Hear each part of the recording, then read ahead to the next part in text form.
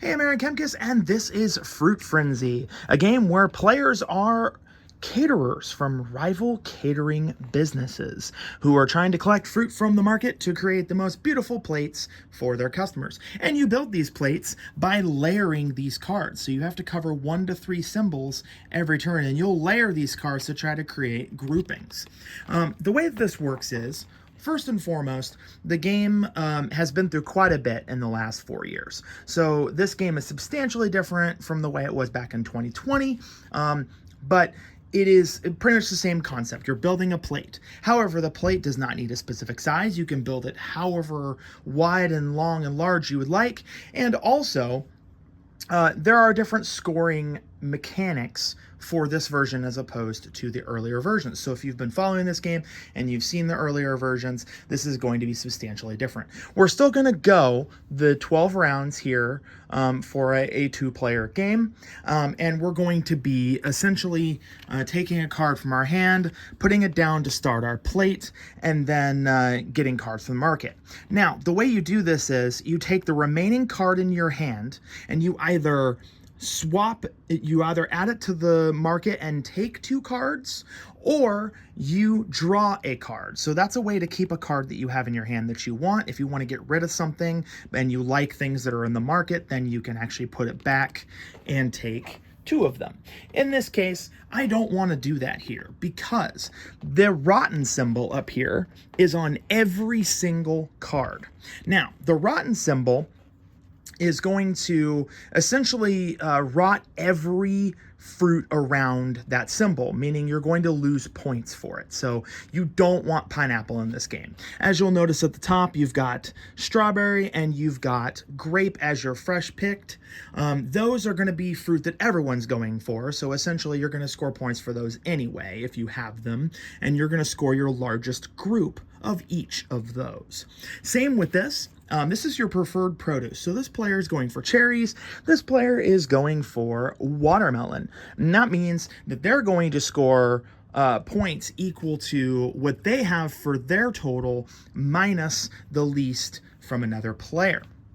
What's cool about this is if you get strawberries or grapes, you're going to score all of those. So you really want to get as many strawberries and grapes as you can here because they are the fresh picked. You want to avoid pineapple, and you're really going for these. But the thing is, you don't want to tip people off right away because they might start to put some of that fruit of their own in their own plate. That way they can cut into your score because you're going to score the amount you have minus the player with the least. All right, so what I did here is I decided I don't want this card, but I also don't want the market here. Now, if the same symbol is on all 4 cards, or there are 4 rotten symbols, you can clear the market. So in this case, there are 1, 2, 3, 4, 5, 6, 7, 8 rotten symbols, so we could clear it anyway. But in this example, if pineapple was not rotten, we could still clear this row. So that's what I'm gonna do here. I'm gonna do that, and then I'm going to put out some new cards. Now, I really kind of want that strawberry, to be honest, because that strawberry is going to help me build this group here. So I'm going to put this back into the market and take 2 of them. So I'm actually going to take these 2 because they have strawberries on them. Not as thrilled about this card as I am about this one, but that's okay nonetheless.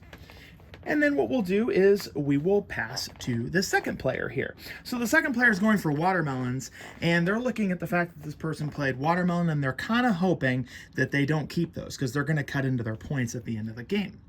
Now, I'm going to play this to my plate here if I'm the second player because I have this in my hand and I'd really like to start building the strawberries and the grapes.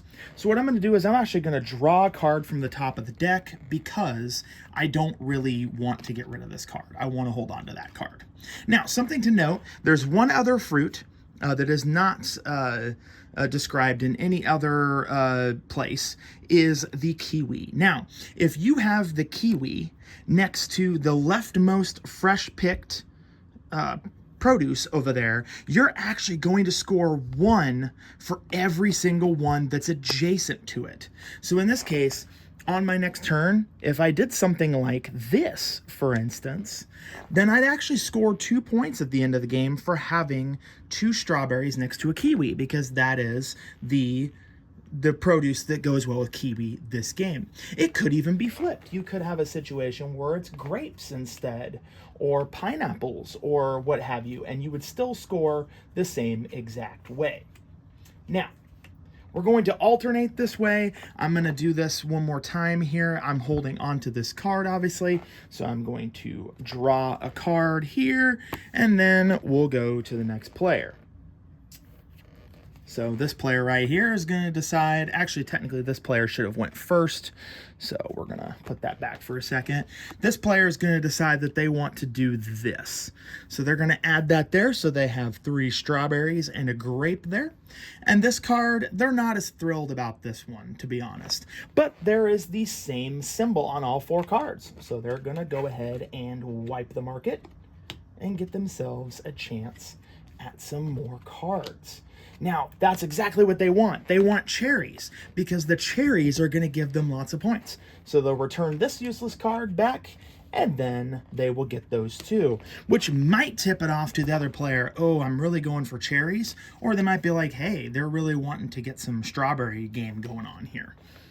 All right, so now we're going to go to this player, and they really want to get those kiwis going, but they also see right here that they got those strawberries and they got the grapes. So they might do something like this, because what that's going to do is that's going to give them 4 strawberries and 4 grapes there. So this card right here, they don't want to get rid of that, because they're suspecting right now this player wants cherries, and they also want to put those kiwi next to those strawberries. So they're going to draw a card here. Not a great card, but that can be covered. And then we'll go to this other player. And we're going to alternate back and forth until we get to a point where we score our plates. And we're going to score the largest group of strawberry, the largest group of grape for both players. And that's going to be this top part right here. So those are the fresh picked, and you'll just score for the total that you have. So if I had, in this case, player 1 had 6 and player 2 had 5. And then for the second fresh picked, the one in the middle there, this player had 9, and then the other player had 4. Now, your fresh pick, or your preferred produce right here, is the one with the heart. It's not on the back of this card, but it will have a heart symbol on it. And that heart symbol just means this is what you want. So you actually take yours minus the person with the least. So in this case, we had 6 and 3 in that game. You lose points for rotten ones. And then down here, actually, what you'll notice is that you get points for kiwi. And the way you do that is you try to get those kiwi touching the symbols that matter, right? So if we got something up here, that would be a really great option, because we could do something like that. And now we got 2 points because it's next to the leftmost fresh picked. And so then you add up the whole score, and at the end of the game, the person with the most points wins. And that is Fruit Frenzy. That's how it's changed. It's become more about trying to get your own type of fruit out there. Add in the fresh picked if you can. Get the kiwi to match up with what the correct symbol. And also avoiding these rotten fruit that are going to cause you lots of problems. And so that's pretty much the basic overview. And thank you so much for watching.